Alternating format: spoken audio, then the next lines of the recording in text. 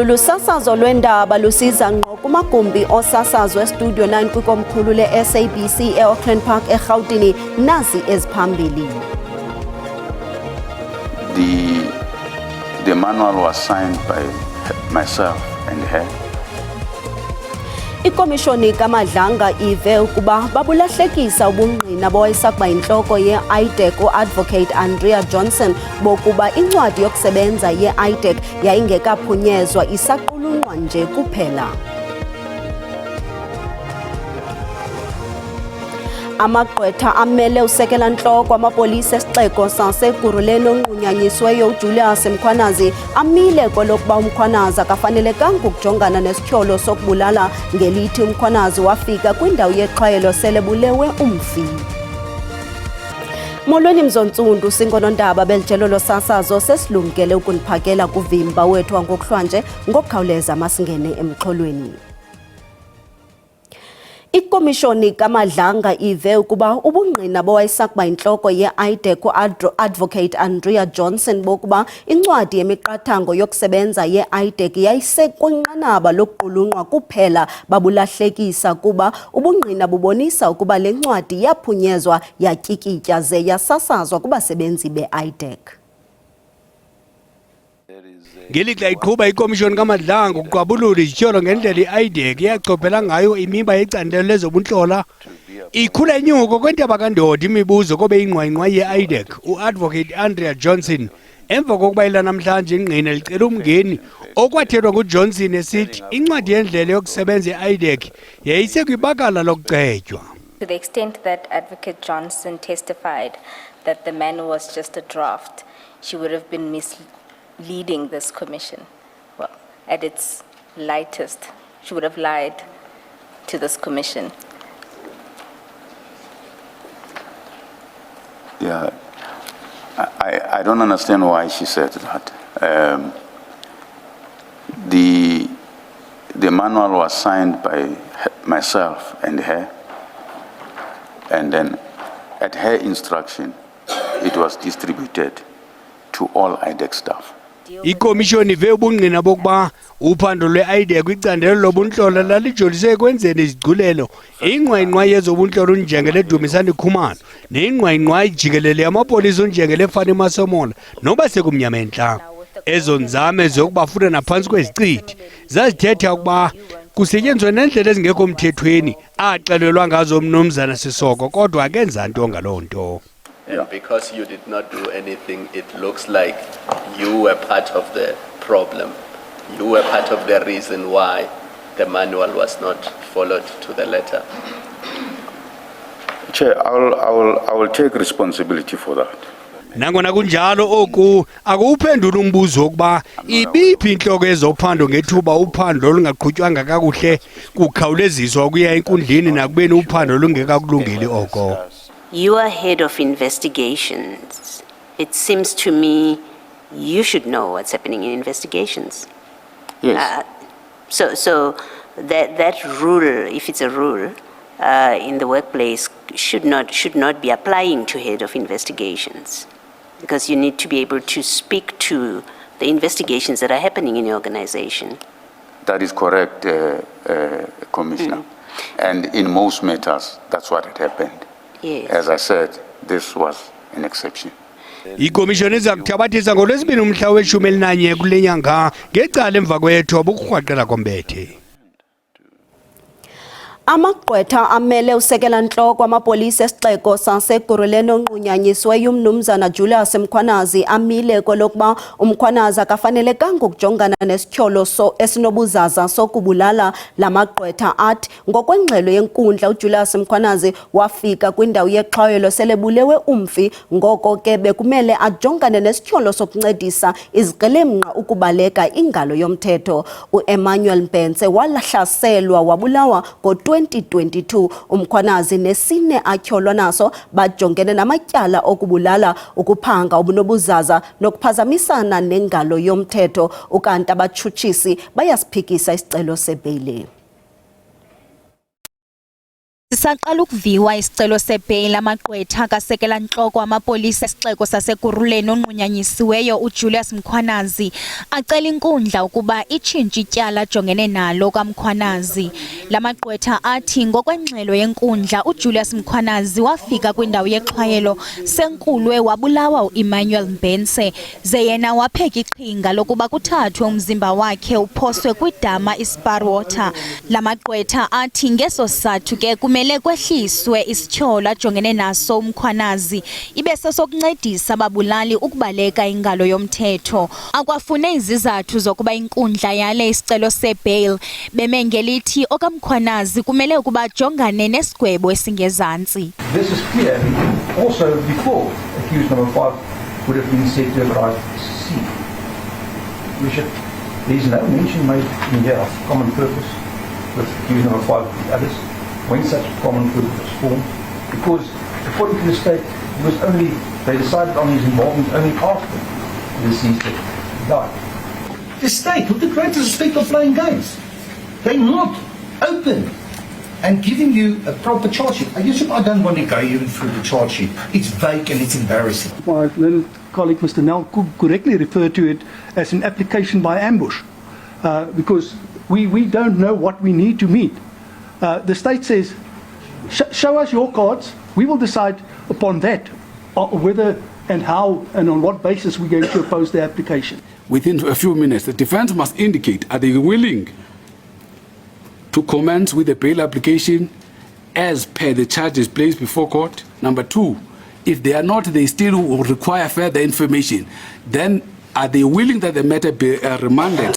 Ukanti gqwetha lomtyholwa wesithathu Adrian Mackenzie nomtyholwa wesine uKisha Lee Stolz lithe azikho izizathu zokuba inkundla yale ibail waleka ngelithi akakulungelanga ukuqhubeka nesicelo sebail, nto leyo ikhokhelele kubeni uMantyi ahlehlise lo mba. Kungoku nje isicelo sebail sihlehliselwe umhla we-13 kule imiyo uLwesine weveki ezayo ukutsho. Igqwetha elimele umongameli uCyril Ramaphosa uadvocate Ngwako Manentshi ucele inkundla ephakamileyo yaseNtshona Koloni ukuba indulule indawo ezithile kumhlathi we-19 wokuthathwa komhlaba njengezingekho mthethweni. Amagqwetha kamongameli aqhube nokuthi thaca ingxoxo apho iDA, iAfriForum, Die Vanderland-Stichting ne-Institute for Race Relations zicela umngeni ngokufaneleka kwanomthetho. Sukela ekuqaleni kweveki abo bafaka isicelo kulenyewe bathi bakholelwa ukuba indawo ezithile zalomthetho azikho mthethweni kwaye zenza ukuba kube semthethweni ukuzoxuthela umhlaba. Amagqwetha kamongameli avumile nawo ukuba zikhona iziphene kulomthetho. Initially it appeared to us that the DA is really smoking something, but we realized it isn't. It actually was right. But I think for the credit of the executive at least, the president didn't beat about the bush. He looked at it and said, look, I think they made an error, and let's tell the court up front we accept the error, and the error makes the act unworkable, and it must be fixed. Amagqwetha amele iParliament athi iDA ithathe ixesha ukuthatha amanyathelo kulomba. The DA didn't challenge the vote in the NCOP. The DA has not challenged that conduct. That is conduct, the votes in the NCOP that took place. That is conduct that happened in Cape Town. We will say there's no constitutional hook for that when I get to the merits, but at least that is something that happened within the jurisdiction of this court. But there is no challenge to what happened in the NCOP before this court. Iyaqhuba lenyewe ngomso. Kwalapha ezindabeni. Umphathiso wezemfundo kwiphondo iGauteng uLebogang Mayile uthi konke kumi ngendlela ngenkqubo yokubhaliswa kwabafundi baka grade 1 no grade 8 kweli phondo kodwa ngoku masiqale evenkileni.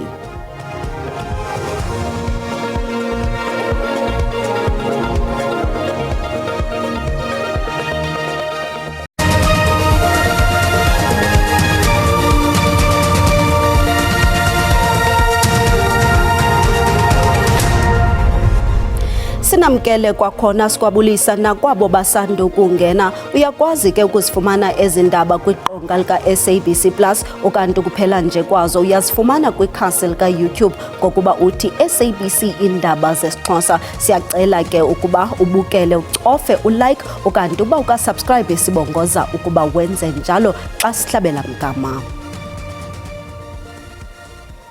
Amalungu ombutho we-ANC eMpuma Koloni nawayengaxolanga kukumiselwa kweqiza elalinikwe uxanduva lokulawula lombutho kweli phondo elalibhengezwa ngusosiba jikelele we-ANC uFikile Mbalula asamkele isigwebo senkundla ephakamileyo eMakhanda. I-ANC kweli phondo iphinde yagqetywa ngelingophiyo namhlanje ngelixa inkundla isikhaba isicelo sayo sesibheno neendleko zenkundla. Uabongile Yankees unengxelo.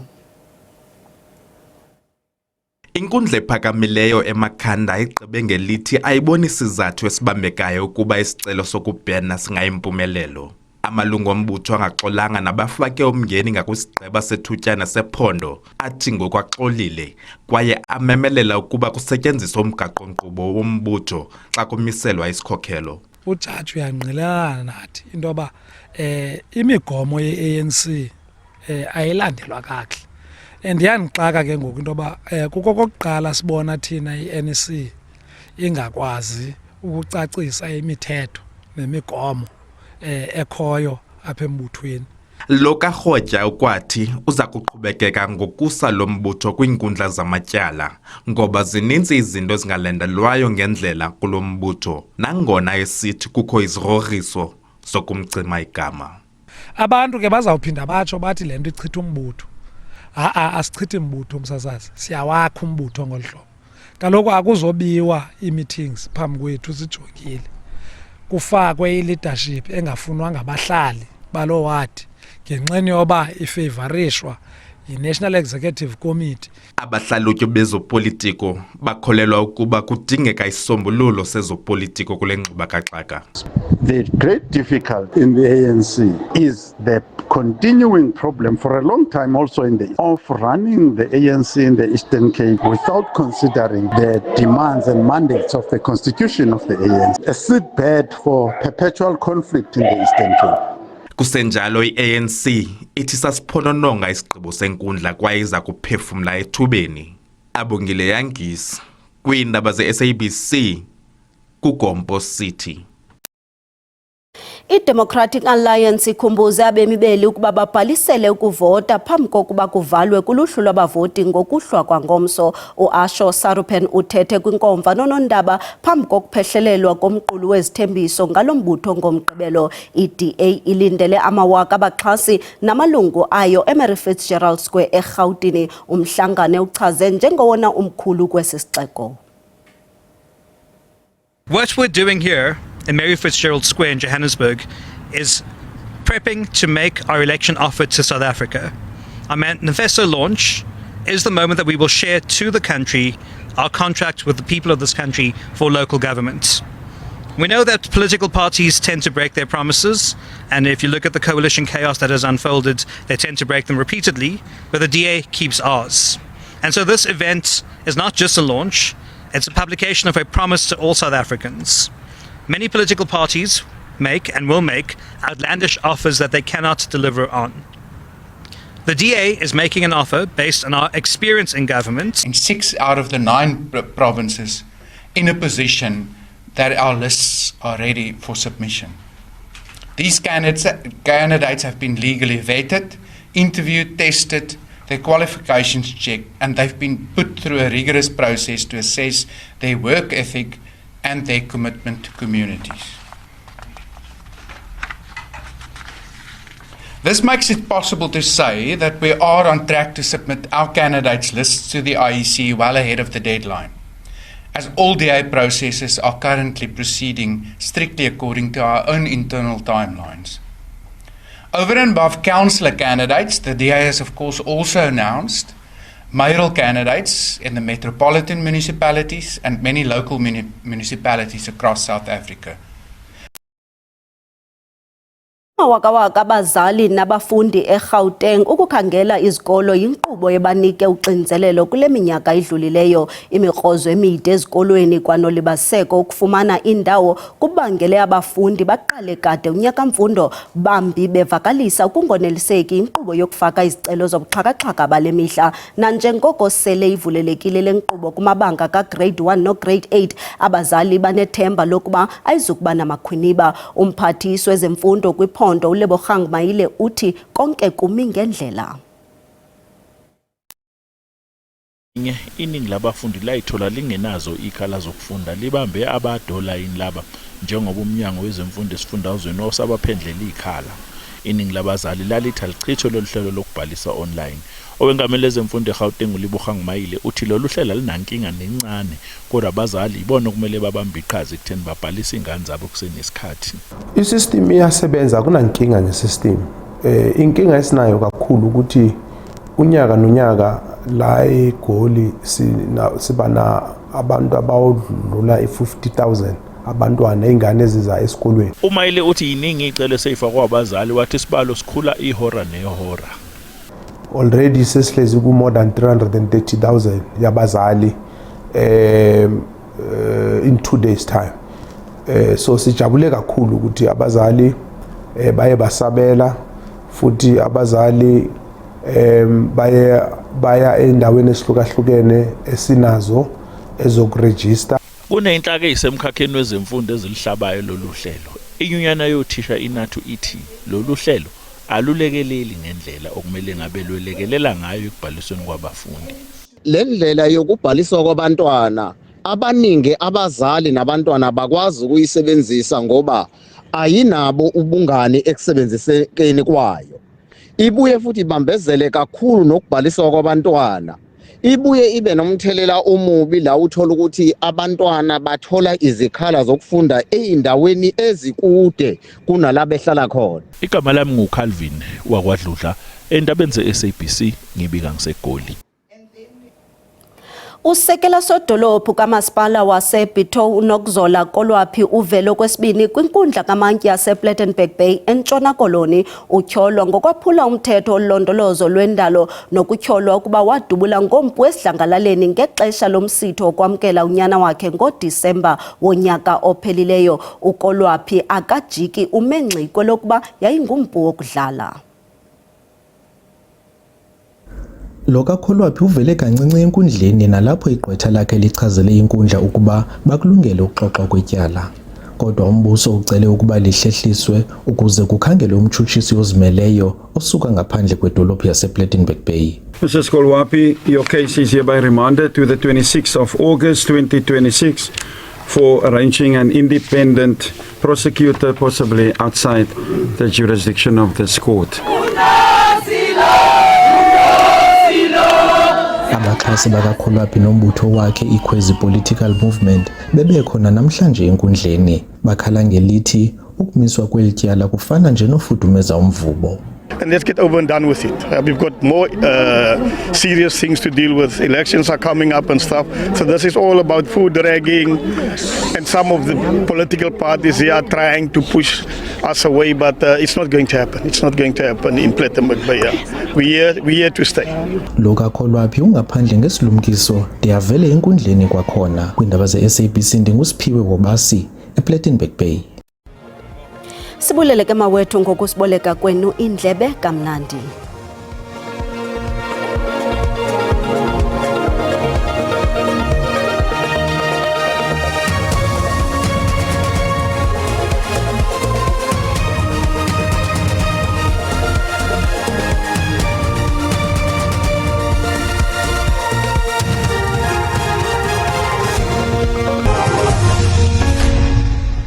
Butani mawethu ngicela sikhongozele naluqikelelo lwangokuhlanje ngokunjalo nangomso. Sabona kaloku nanke umsingo moyo bandayo xana nazile pha kunxumo lusemazantsi udala ke lamathuba amahle nangephi emvula pha eNtshona Koloni ngokunjalo nakwindawo esigudlu unxime phaya emazantsi kanti ke ngamathutyana nangephi emvula alindelekileyo uqala pha koMthatha ukuya kuthi phaya eThekwini. Ngomso ke mbukelisayo bonto balamsingo moyo bandayo uyayishiya indawo kodwa ke ushiya lamathutyana nangephi emvula kwindawo esigudlu unxime pha eMpuma Koloni ukuya kuthi phaya KwaZulu Natal kanti ke lithahwalele ngama amafizulu kwiindawo eziphaya kumzantsi ntshona welizwe ngelixa ke liqaqubhobhoyi kwiindawo ezisembindini wona kamaqondo okutshisa aphantsi naphezulu asibonisa into bapha kwelaa phondo laseGauteng silindele imozulu noko ephole nje kakuhle amaqondo abetha ku-22 phaya eRhawutini naseVereeniging ngelixa ePitoli silindele u-23 xa sihlabela mgama sijonga phaya eLimpopo nakhona lihle izulu futhi ke kufudumele ngo-27 phaya eMusina naseLiphalale kanti ke phaya eTzaneen silindele impolo ka-23 degrees Celsius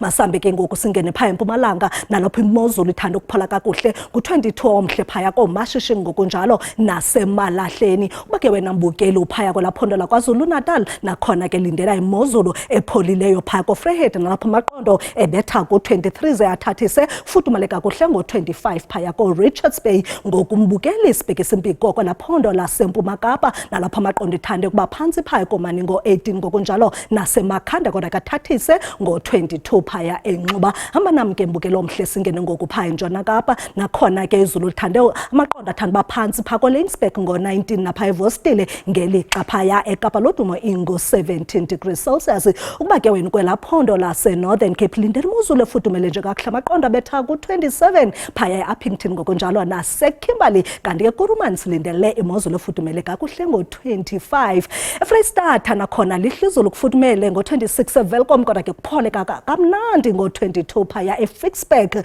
ngoku singena phaa kwelaa phondo laseNorthwest nalapho kuthande ukuphola ngo-24 phaa ko-Ottosdal ngelixa kamaqondo sibona into yoba noko antingela phezulwana ngo-28 phaya koDaung maniphela emehlweni ndisale entliziyweni kamnandi mawethu.